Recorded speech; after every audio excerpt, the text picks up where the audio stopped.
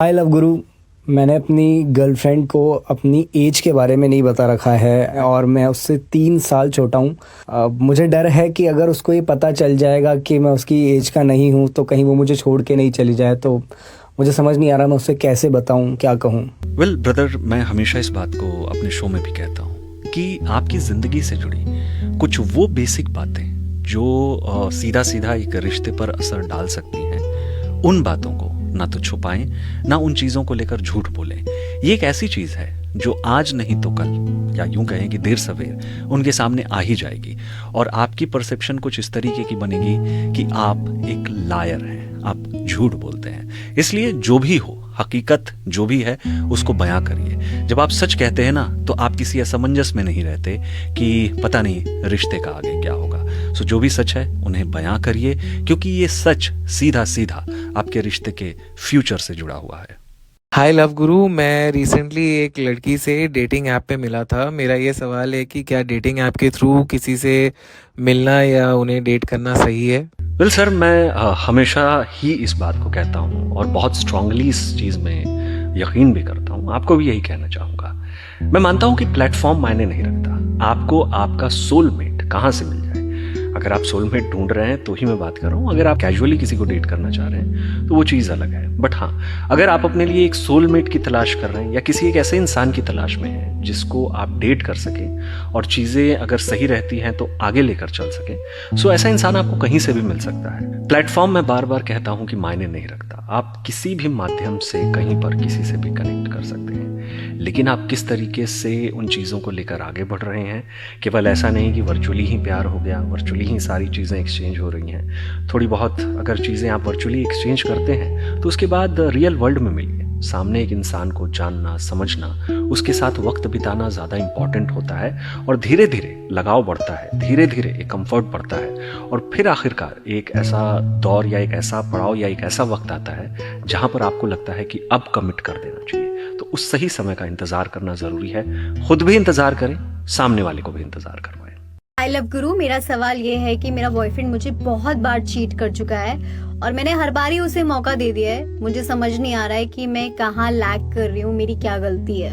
Well, I think आपकी सबसे बड़ी गलती मैं नहीं कहूँगा। दरअसल प्यार करने वाला अक्सर इस चीज़ को महसूस करता है कि एक मौका देती हूँ या देता हूँ सामने वाले को, क्या पता चीज़ें ठीक हो जाए। इसी उम्मीद से दरअसल आप उस इंसान को एक नहीं बल्कि कई मौके दे चुके हो। पर आपको समझना होगा, वो आपके फीलिंग्स की कदर नहीं करता, वो आपकी कदर नहीं करता। मोहब्बत भी वो करता है या नहीं, मुझे लगता है कि इसमें अब आपको कोई दो राय नहीं होना चाहिए। क्योंकि अगर वो बार बार चीट कर रहा है, बार बार आपसे झूठ बोल रहा है, मुझे ऐसा लगता है कि ऐसे रिश्ते ना अंदर से बिल्कुल खोखले होते हैं। Is a pathological liar. And आपको ये भी समझना होगा कि वो अपना इंटरेस्ट या तो आप में पूरे तरीके से खो चुका है या फिर शायद वो कभी आपसे प्यार करता ही नहीं था। पर मैं कहूँगा कि बार बार इस गलती को मत दोहराइए। आप बहुत मौके दे चुकी हैं, अपने आप को बहुत हर्ट कर चुकी हैं। रुक जाना ऐसे सूरत हाल में मेरे ख्याल से मुनासिब है। हाय लव गुरु, 2 दिन पहले मेरा ब्रेकअप हो गया है। मेरा 2 साल पुराना रिलेशनशिप था और अब मुझे समझ नहीं आ रहा है मैं कैसे भुलाऊं। मेरे भाई, 2 साल का रिलेशनशिप था आपका।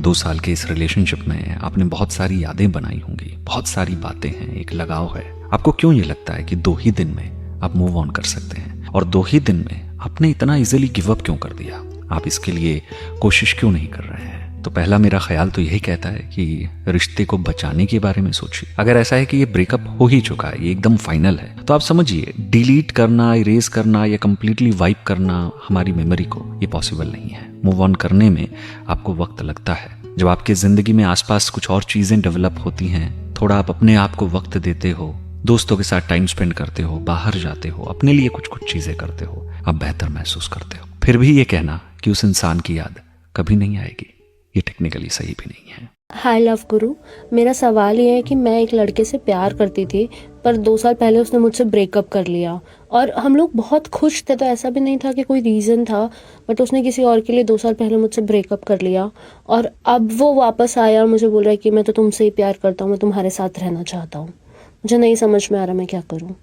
अगर एक इंसान आपसे प्यार करता तो वो आपको छोड़कर नहीं जाता, और खास तौर से तब जब आप ये कह रही हैं कि आप उसके साथ खुश थी, एज इन एक रिश्ता अच्छा था। तो जब एक रिश्ते में सब कुछ अच्छा होते हुए या फिर जब आप दोनों अपने बेस्ट फॉर्म्स में थे, वो इंसान आपको छोड़कर चला गया किसी और के लिए, तो इसका मतलब ये है कि उसका प्यार धीरे धीरे खत्म हो गया था आपको लेकर, इसीलिए उसका इंटरेस्ट किसी और में डेवलप हो गया। जवाब बहुत सीधा सा है कि वो आपसे प्यार तो नहीं करता, वो अकेला है, तन्हा है, डिसअपॉइंटमेंट्स है और रिश्तों से, तो वो लौट कर आपके पास आ रहा है। क्या आपको उसे एक सेकेंड चांस देना चाहिए या नहीं? इसका जवाब बहुत सिंपल सा है। अगर एक इंसान किसी और के लिए आपको छोड़कर चला गया तो वो फिर से किसी और के लिए आपको छोड़कर जा सकता है।